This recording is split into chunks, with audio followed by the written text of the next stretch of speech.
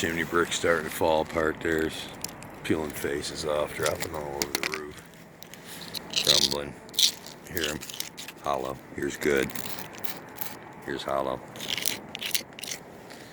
Flashing split away. Water's getting behind there. Caulk's too old.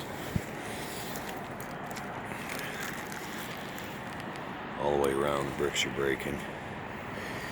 Definitely need to caulk that flashing. All the way around.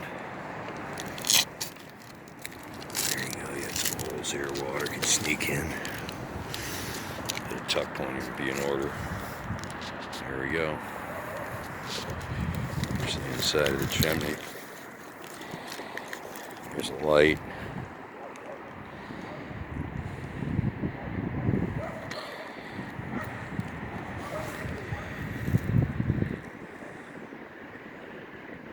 Looks cleaner than it is. It looks black when I look at it.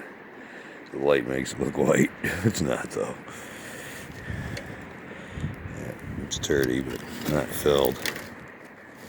It's oversized to fit in there. There you go.